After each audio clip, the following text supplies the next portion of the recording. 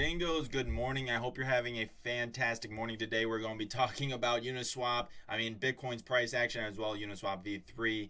Cardano, there's a lot of drama surrounding Cardano today. It's crazy. And then I got 4 altcoins that you should be watching during this dip that I personally will be reaccumulating a position in, or even further accumulating a position in as well. So make sure you stay tuned for that.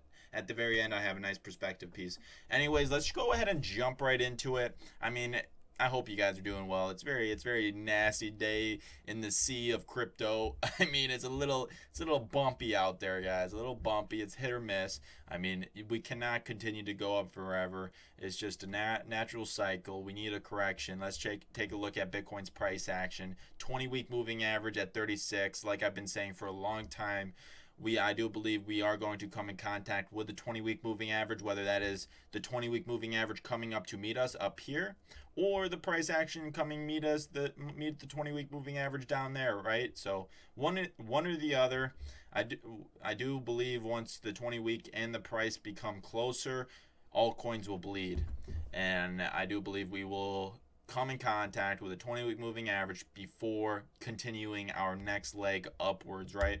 Anyways, a record amount of Bitcoin options expired this Friday. Previous record was at the end of January, 4 billion. Price went up 80%.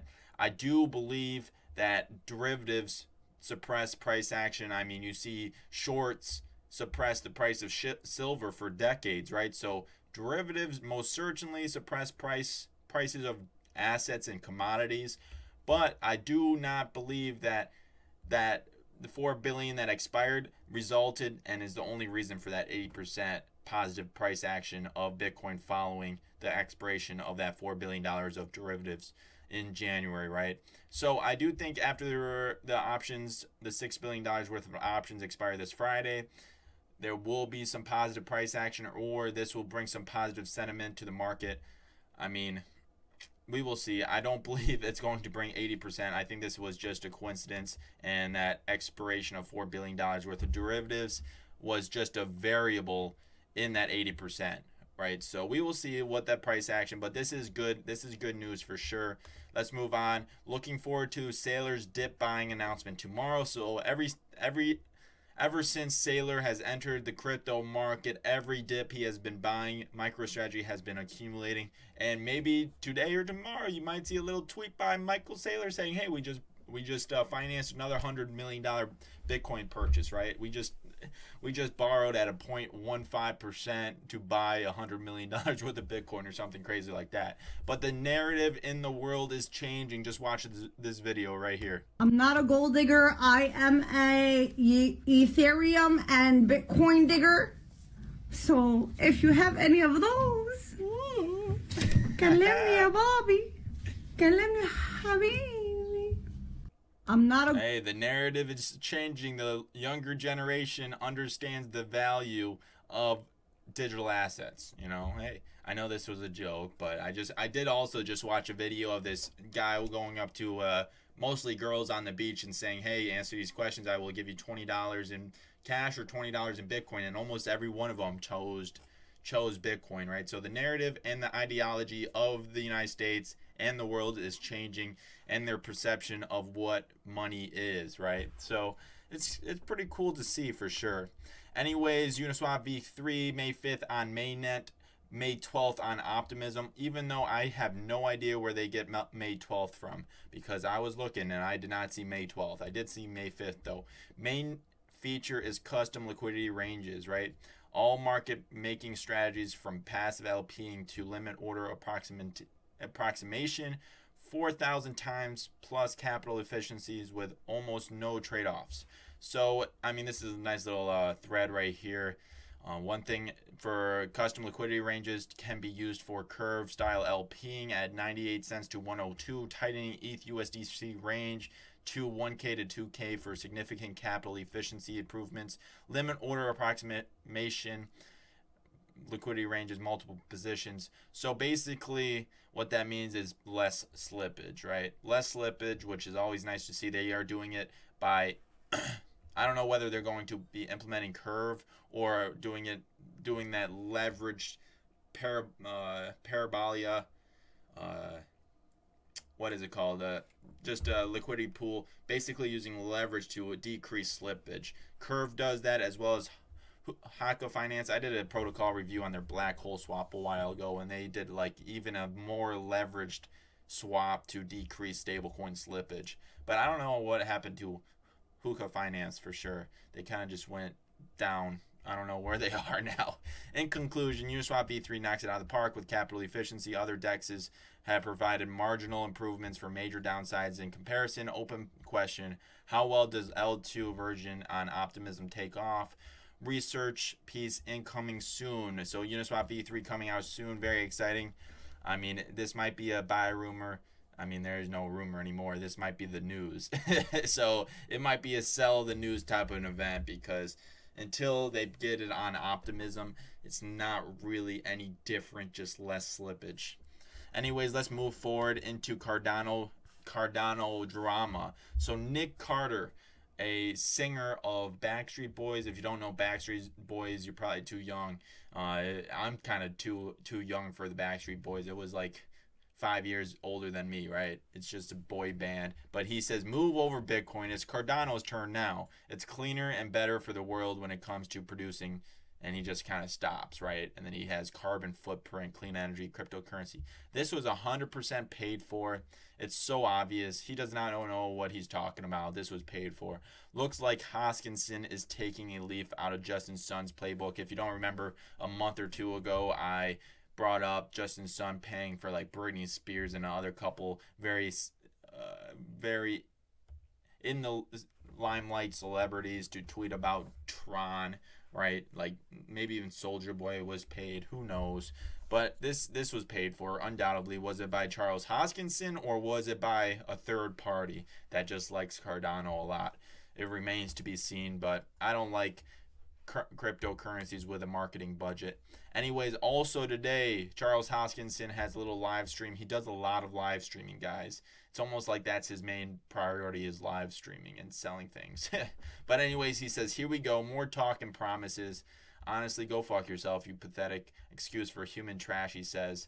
This tweet is for sale. He sells his tweet as an NFT. It went for like around $7,000. And he actually, I think he either paid another person to tweet about Cardano or he gave it to charity. I don't know what's going to happen. Maybe we will see what happens.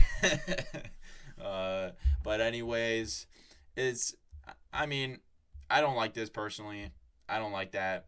But also, I like how he did not apologize and he kind of doubled down and just sold the tweet, right? So I respect him for doubling down. Do I like that at all? No.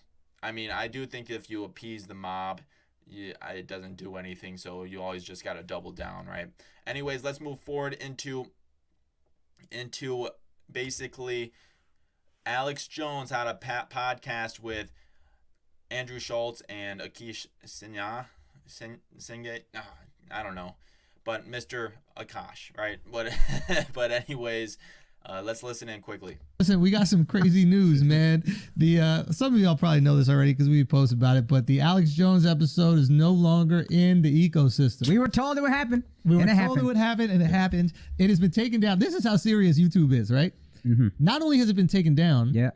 On YouTube, there's a function where you can download videos so you can watch them without internet, right? Similar to Netflix. And okay. I guess you can download a few so you can watch them on a plane or whatever. Right. Yeah. They removed it from people's downloads. Holy shit. That's kind of crazy. That means they're going off the internet into your phone and then removing it from your phone. That's pretty crazy stuff. This is kind of going into the narrative of mainstream adoption of blockchain and understanding what blockchain allows you to do. Immutability and verifiable original. They actually don't have a copy of the Alex Jones podcast. I actually watched it. It was hilarious. I personally ascribe to more libertarian point of view, and I do think a lot of people get their perspectives and the information from online sources, and I hate censorship. I hate it around the board. No matter what your opinion is, you should not be censored. I don't care. I think if you suppress opinions, they actually become stronger. That's just my point of view. I mean, you're obligated to disagree. But anyways, this is definitely, I mean, then they go on for 2 hours talking about how NFTs could have solved this issue, right? So NFTs, crypto utility and use cases and blockchain use cases are going mainstream with this, and I think YouTube is starting the downfall of their empire on media, for sure, because you cannot just continually censor people and expect them not to look for alternative ways to put their media and their content out there. So that's bullish for blockchain and Theta.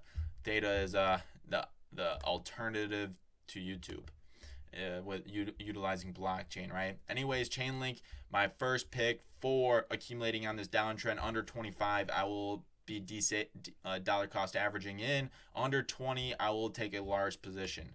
That is my position. I mean, I hold a large stack, and I will continue to accumulate it. Bitcoin goes above $100,000. Chainlink will be between $100 and $200. That's pretty simple, and I definitely believe that's going to happen. Next is Rory Capital.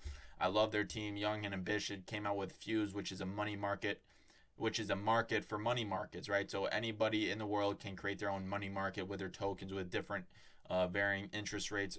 I wish I could do one with the Dingooo community token, but I can't just right now. Maybe sometime in the future, which is exciting. But they did see a recent dip. If it goes between $7 and $10, I will be accumulating a position in Rory Capital for sure.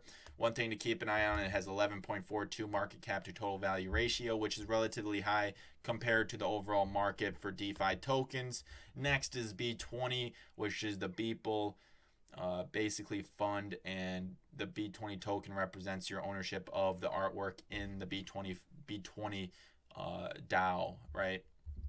Anyways, it's been going down significantly recently. The NFT bubble is the NFT hype is kind of going down. Maybe it's a good time to start reaccumulating a position in NFTs because the hype kind of settled down a little bit, right? Anyways, B20 is one to look out for. If it goes near $5, I probably will be taking a position in B20. Next is Whale. I always love what Whale has been doing. Hit $50, coming back down anywhere between $5 and $10. I will be taking a position in Whale. Anyways, Yearn. I do believe Yearn is one of the most undervalued DeFi project out there. Look at this. Market cap to total value ratio sitting at 1.33% versus Rory Capital 11.42, right? So that's basically, when you own one of these DeFi governance tokens, you're basically governing capital. And market cap over total value ratio, total value locked, right? So total value is almost $1 billion. So that's total value under management. So basically, when you buy a DeFi governance token, you are buying governance over a certain amount of capital, right? So hey, unfortunately the crypto market is illogical and irrational, and they don't see these inconsistencies. But I do think eventually, when the market becomes more rational, maybe that's in 5 years, they will start actually being like value investors in crypto, right?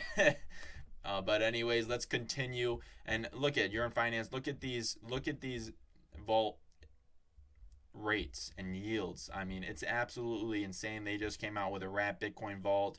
CurveLink, you can earn 28% on. Ethereum 9%. I mean, on CurveETH is 28% or something like that, right? So insane. And then also Delphi Digital came out, wrote an article on them today, says don't sleep on Yearn. With key integrations in place and its V2 infrastructure now live, Yearn's total value recently reached an all-time high. Is it off to the races? ? I mean, here's the whole article. You gotta subscribe to Delphi Digital to go ahead and read it. But guys, I definitely think Yearn is probably the most undervalued DeFi token out there for sure. Even though it sits at a $1.2 billion market cap, I do think that's undervalued for sure, especially what they have been doing and the team behind it. I mean, Benteg is one of the best developers in the space, 100%. Anyways, time for some perspective. Let's listen into this little piece right here. You know what the real fucking problem in the world is, dude? The real problem is you don't have any real fucking problems. That's the problem. You don't have any real hard problems. Most of you listening live in America. Most of you are watching this on a fucking $2,000 computer or a $1,000 iPhone or a fucking $1,000 flat screen TV. You're telling me you got real motherfucking problems? Bullshit. You have all the opportunity in the fucking world, and you're finding shit to complain about because everybody else is complaining. You know what the real... I agree with him To an extent. I mean, everybody living in a first world country that has fresh water to drink, that have food on their table every night, that has all the basic necessities met.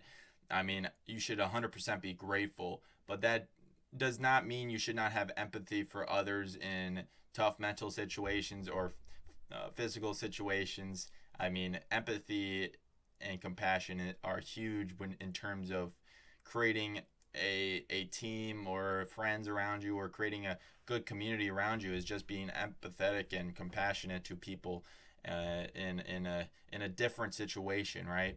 And a different mental situation. I think Huasabi says, my net worth is at all-time high, but my physical health is at all-time low. How do I fix this?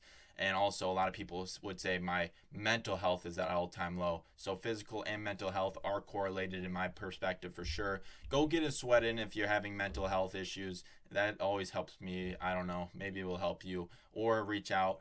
I mean, I see a lot of mental health issues, in the military. So yeah, it's definitely not a good thing at all. And if anybody ever needs to reach out, hey, reach out to me.